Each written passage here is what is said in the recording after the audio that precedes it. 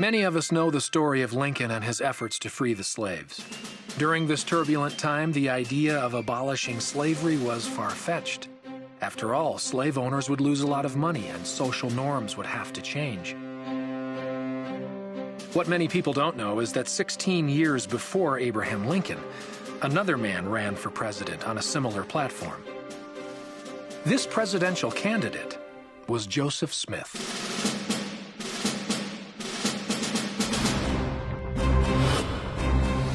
When you peel back the pre-Columbian history of the United States, you might just find the Book of Mormon.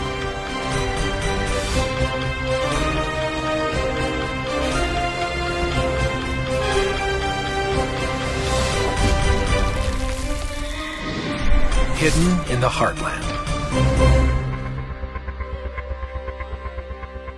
One connection presented in the evidence of the Book of Mormon comes in the words given by certain prophets calling their home the Promised Land. If the land of the Nephites is known as a land of liberty, where would this be? Some say that the United States would be considered that land. The ancient prophets put so much effort in trying to warn a specific nation not to let the secret combinations, they call them, that destroyed their nations, to destroy the nations that were going to be here in the latter days. When you understand that they were trying to warn that particular nation of what efficacy are those prophecies, if we don't even understand what nation it was they were trying to warn. People say all the time in this debate about where the Book of Mormon happened, why does it even matter? It doesn't matter where it happened, it just matters that it happened. Well, in the context of the American Covenant, it does matter. Tim Ballard, author of the American Covenant series, explains the deeper connection between the establishment of the United States and the Promised Land spoken of in the Book of Mormon. We know about promised lands. The Lord gave Israel's a promised land, and Latter-day Saints would agree it's a promised land. It's a defined place. There's borders and boundaries. So why would that rule not apply today to the covenant land? Why is it that every significant thing that was prophesied of the promised land happens here? Nephi sees visions of what's happening in the promised land that he's standing in. He says later on, people will come. He called them the Gentiles. They will come. And there's going to be Christopher Columbus, and then the settlers will come, and there's going to be this war, the revolution. He sees it all happening in this promised land. If this was the promised land, you see, God makes a covenant with the land. The dirt actually is sacred land that he's designated. If we know that the Nephites walked right here where we are in America, and that we're walking on the same covenant land as defined by God, then guess what? We're going to learn real quick that we're under covenant, and we better start living that covenant. George Washington and this revolutionary generation, they didn't get this concept of the covenant in a vacuum. They didn't just invent it. The first settlers in America believed the same thing and practiced the same thing. In fact, it was the first settlers, the Pilgrims and the Puritans, who come here calling themselves the New Israel. So much so that they named their children Hebrew names. They named their first settlements after Israelite towns. Salem, for example, it's from Jerusalem. It's April 30th, 1789. To me, the most important day in American history. This is the day that George Washington takes his oath of office and becomes the first president of the United States. Really, in effect, it's the day the Constitution comes into being. And so what does he do? Of course, when he addresses the nation for the first time, he addresses the very thing that brought them to this point.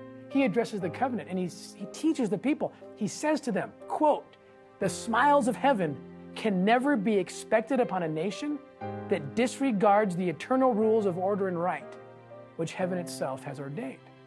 He then goes out, he asks for a Bible to take his oath. He raises his arm to the square, which is a covenant sign and symbol. He knows this.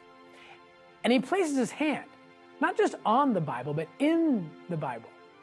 The place where George Washington had his hand was right over the words in Genesis 49. The words that begin, "Joseph is a fruitful bough, whose branches run over the wall." This is Jacob, or Israel, blessing his son Joseph, blessing him with a land over the wall, over the great waters, a land of liberty and protection and prosperity. If you read the whole blessing, it's very poetic and beautiful, and it's talking about this land that the people of Joseph will inherit someday. This promise to Joseph is the promise of America. It's the prophecy of the Book of Mormon, that a group of people from Joseph will come to America. And Lehi is very clear that they are from Joseph. This is very important. They're fulfilling this promise. George Washington, after his inaugural address as the first president of the United States, led a procession of people to St. Paul's Chapel in New York City, where it is said he read scriptures and prayed. He comes down to the people and he says, come with me.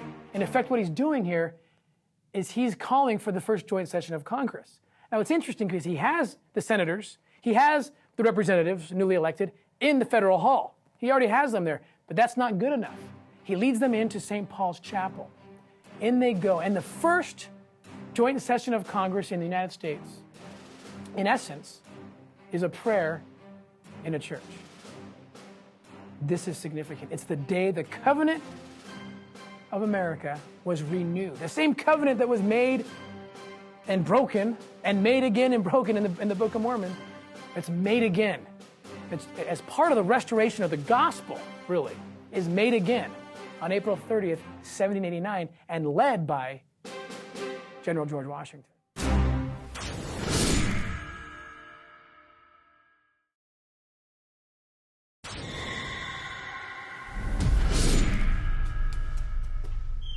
Oh, Mr. President, it's so good to see you. Good to see you also. I have your books right over here. I'll be right back. Thank you.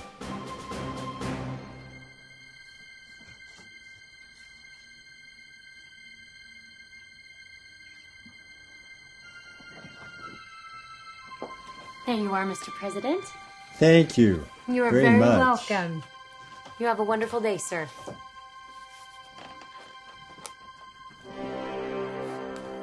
Abraham Lincoln comes in presiding over a war that began before he even got there. In fact, he stands before the nation and says, I'm not touching slavery. I'm not going to change. I'm not going to do anything to alter or amend the Constitution. And he makes all these promises. Come back, South. We don't want you to leave. Everything is as it should be. We can make it that way. The problem that Lincoln doesn't know at the time is that everything is not as it should be. Tim Ballard shares the story behind Abraham Lincoln and his relationship with God, as recalled in his book, The Lincolnhypothesis. Lincoln goes through unbelievable hardship. Already he's losing a war he should be winning. Friends are betraying him on every side. And then the parental nightmare of all nightmare hits him in the middle of his darkest moment. His son, his best friend, Willie, who's only 11 years old at the time, is taken from him. He calls for a nurse from the military hospital to come help take care of his other son because his wife, in the wake of Willie's death, is an absolute mess. Rebecca Pomeroy is this nurse, and she comes in, and this woman is full of the Spirit, and she's full of love and life. And Lincoln can't understand it because this woman has lost her husband and 2 of her 3 children. And Lincoln's thinking, she has it worse than me, and I can hardly breathe. And he asks her, how do you go about being so happy? And she responds, I met God. And it's during this time that Lincoln starts to go through what he calls a process of crystallization. Historians have called it his Damascus Road experience. The amazing thing is that Abraham Lincoln, just a couple months before Willie dies, he goes to the Library of Congress and signs out for a copy of the Book of Mormon. Evidence from this card shows that Abraham Lincoln checked out the Book of Mormon from the Library of Congress, along with other books on Mormonism. What his intentions were in checking out these items is unknown, but Ballard presents a theory based on historical accounts.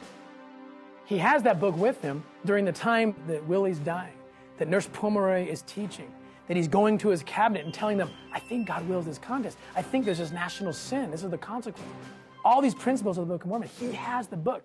The book is months and months overdue. He turns it back in 7 days before he issues his first draft of the Emancipation Proclamation to his cabinet.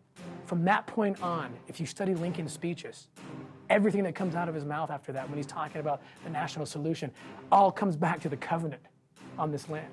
Repent, people. Fast and pray. Turn to God. That's what's going to end this war. It's the only thing that will end this war. He understands that.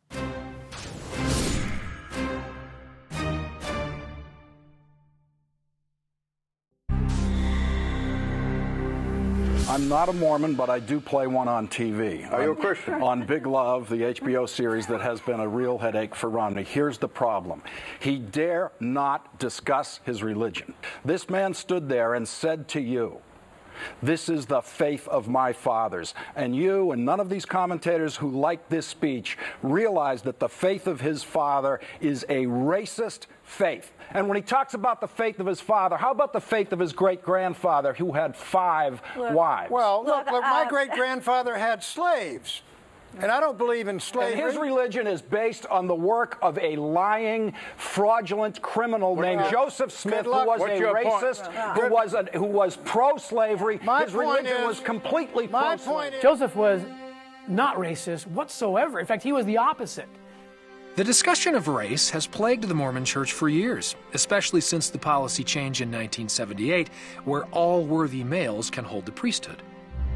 As of 1978, it was an officially racist faith, and for political convenience, in 1978, it switched, and it said, okay, black people can be in this church. Joseph allowed for African Americans to come in and participate fully in all ordinances, in the temple, in every kind of worship. He himself presided over the ordination of black Latter-day Saints. Elijah Abel being one of them, who was actually ordained and sent off as a Melchizedek priesthood holder and a missionary. There were blacks who held the priesthood during Joseph Smith's time. And there were also people who it wasn't clear whether they were black or whether they were white. And some of those people were able to hold the priesthood, others of them were not. Modern-day tales have painted the church into this corner, like much of history in today's politically correct world. Many of us know the story of Lincoln and his efforts to free the slaves. What many people don't know is that 16 years before Abraham Lincoln, another man ran for president on a similar platform. To abolish slavery, his idea was to sell all the land the government owned at the time and give it to the slave owners in exchange for the freedom of all slaves. It was a forward-thinking move that wasn't popular with certain key citizens. This presidential candidate was Joseph Smith.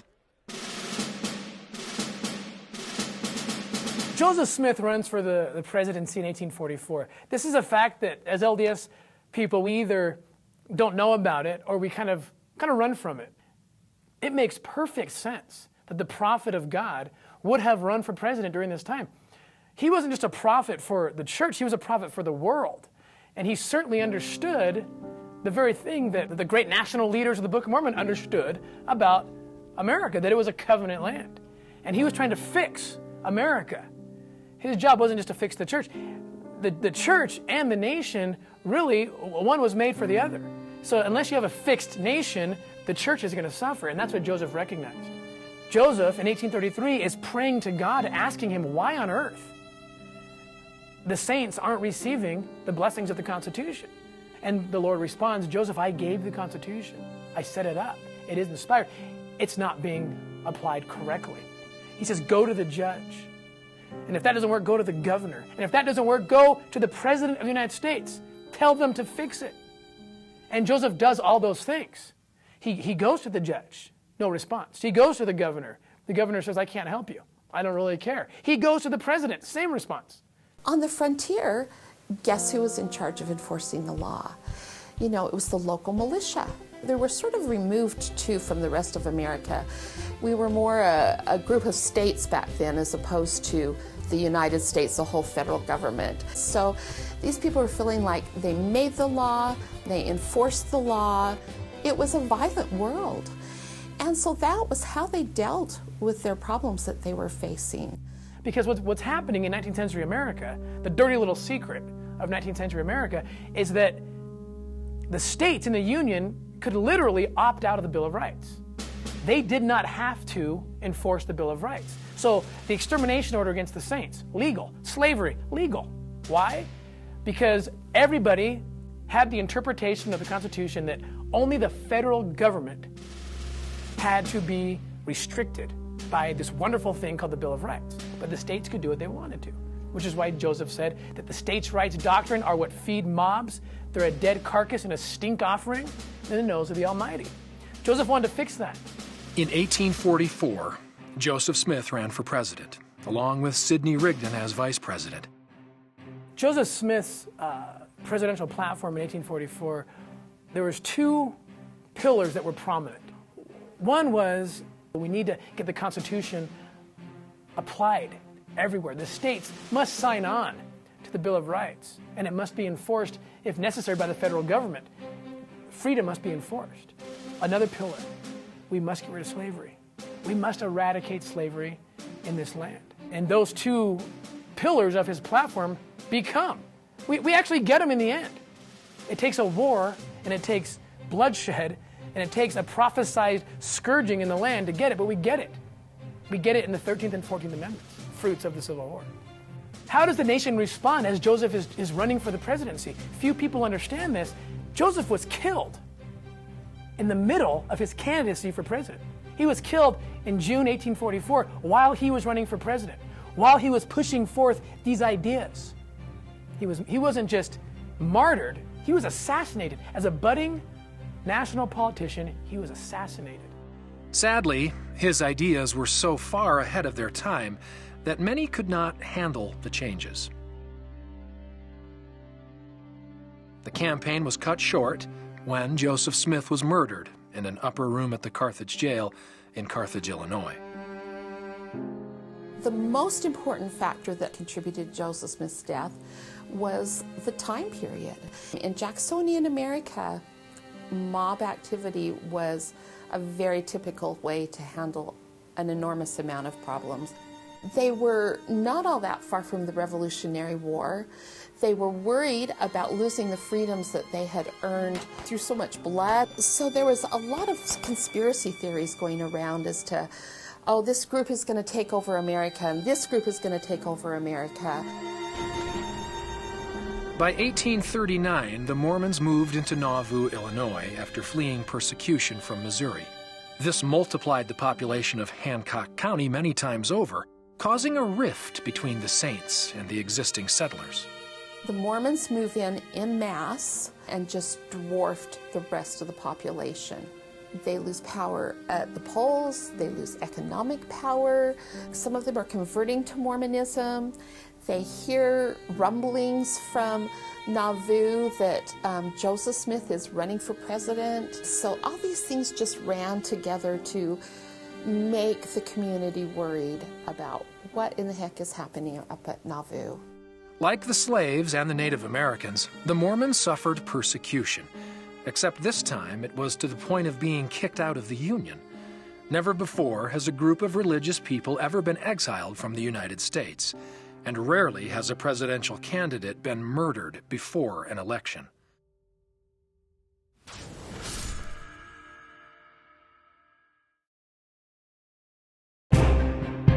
Brother Joseph, these gentlemen would like a word with you. A couple weeks ago, an associate of ours had us help uncover a mound. We went about 10 feet deep and we discovered this.